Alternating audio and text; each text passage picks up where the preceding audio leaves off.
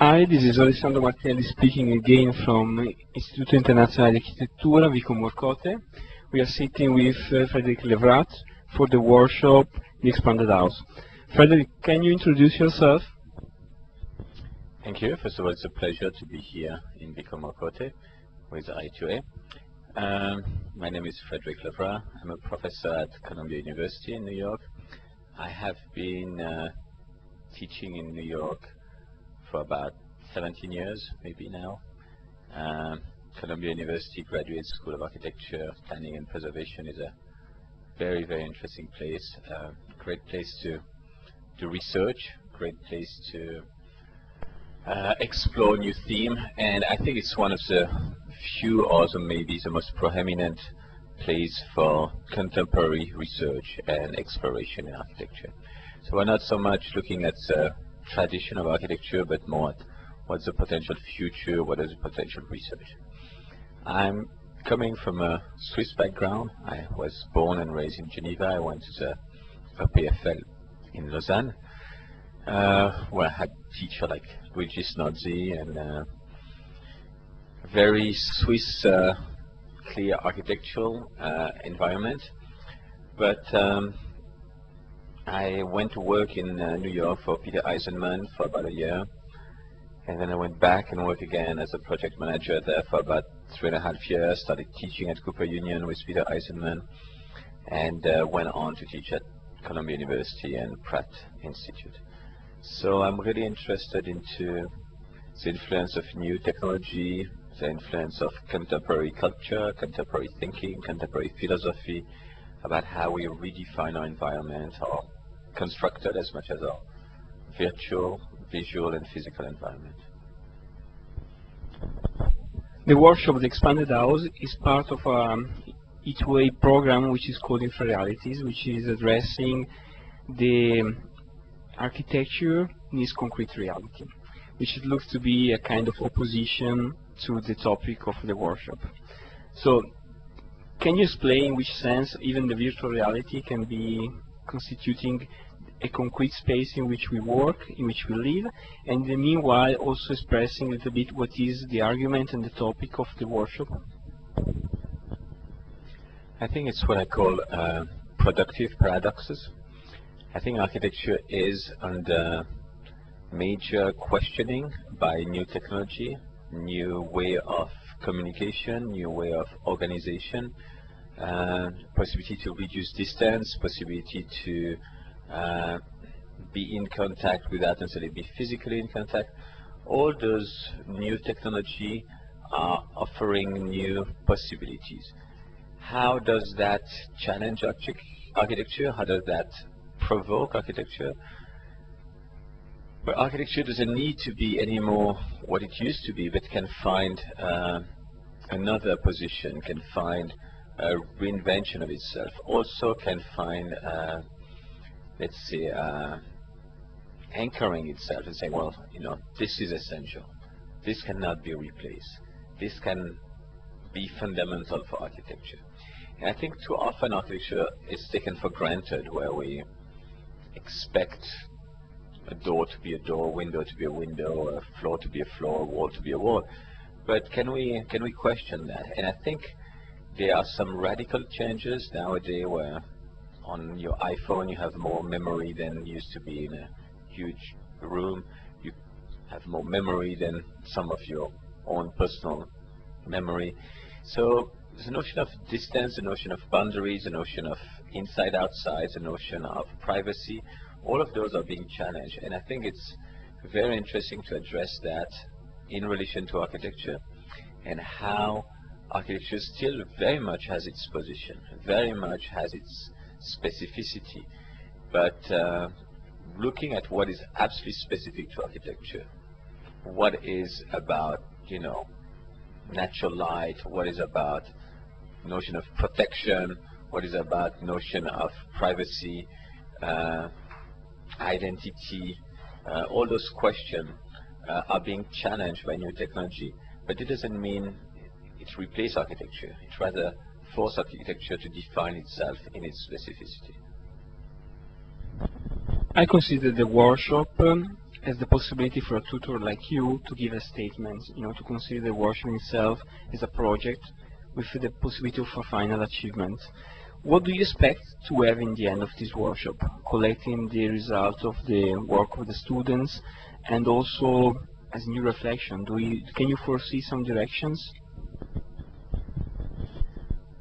I think for me, when I went to work with Eisenman in 1987 first, which is a little while ago,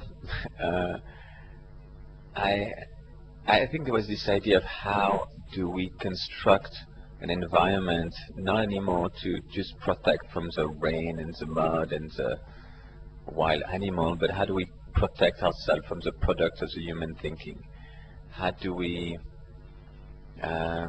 take into consideration the invasion or the product of a constructed reality that is our contemporary environment, such as television, such as internet, such as phone, all those kind of elements that are part of our constructed environment. It's virtually constructed, but it is our social condition. So it's a research I've been doing for the last 20 years almost, and looking through a lot of projects I've made, from 50-story tower in Dubai to small research center in Geneva to showroom in New York, how much we can, with architecture, addressing not only the pleasure of the body, but also the pleasure of the mind. And can we satisfy our mind as much as our eyes, as much as our body? So not just looking at how one brick goes on top of each other, responding to gravity and, a vertical condition, but also looking at how we can construct a space for the mind, construct a space for the pleasure of the mind. Semester after semester, project after project in my office or with a student, the direction is generally the same, but sometimes slightly different. And I think collaborating with Olivier Rogodi and this group of international students from Shanghai, from New York, from Milan, from Switzerland, we're looking at this idea of the nomadic house, or the nomad house. I think it's maybe at the height of the paradox, or the productive paradox again, where Vico Mokote is very much a place, very much a site that has incredible beauty and specificity, specificity of the location, specificity of the slope, specificity of the view. But at the same time, we still have this new technology of connecting to the world, working with international students. The home also is a very stable condition. So how do we talk about nomadism, about possibility to pack everything into a computer and move our kind of knowledge economy or knowledge capacity that do not need necessarily an atelier or place of production, but we can nowadays work on a laptop, on a tablet, on a very reduced system, and maybe work here or work in New York or work in Shanghai. So there is a notion of mobility that again is totally in tension with the notion of the house, the notion of a certain identity, relation to the land. And I think by clashing or putting together those opposite conditions and seeing how the students who are from this new generation, they are born with portable phone. We were introduced to portable phone. They were born with it.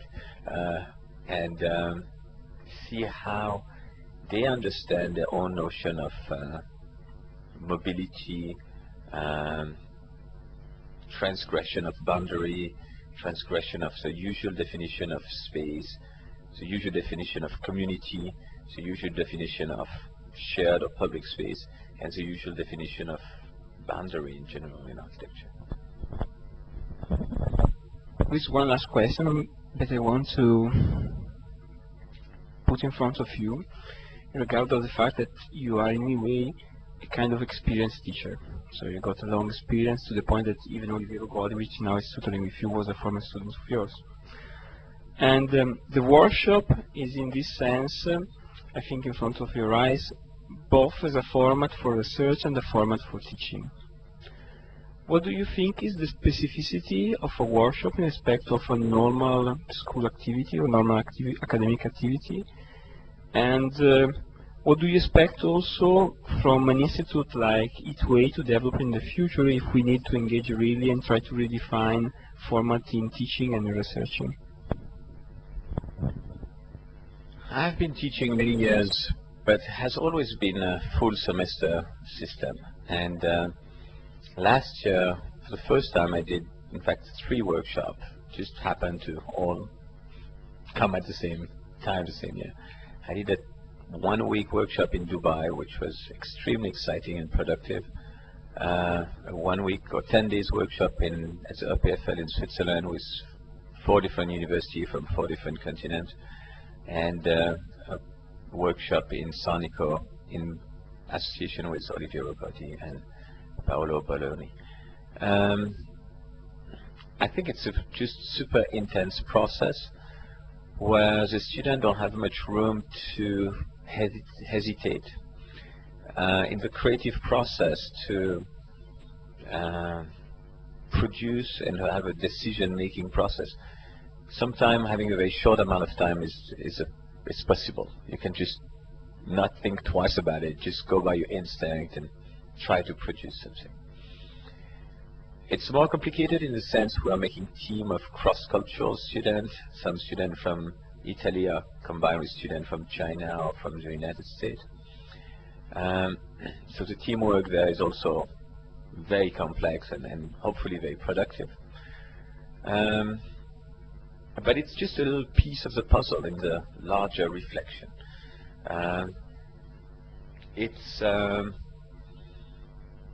I think it's great that i2a can host such a research, and I think it needs to be taken into a larger research, either my own personal research, where for 1 week I experiment something with some student and some professor, for i2a also to have this 1 week of research that fits into their research on the relationship between Lugano and Italy and the region and identity and architecture and new technology. It's always difficult to know how much we gain from those, but to me it's like what's the relationship between a sprint and a marathon. I mean, it's just about running, and if a 100-meter dash is more valuable than a marathon, not necessarily. We are used to teach over a period of 14, 15 weeks, has a certain rhythm. Here we are eating together, we are working together, we are here 24-hour a day. Hopefully we can accomplish a lot of research and production. Frederic, many thanks both for interview and for your engagement with the i2a. Hope to see the result of this workshop in a couple of days. Many thanks.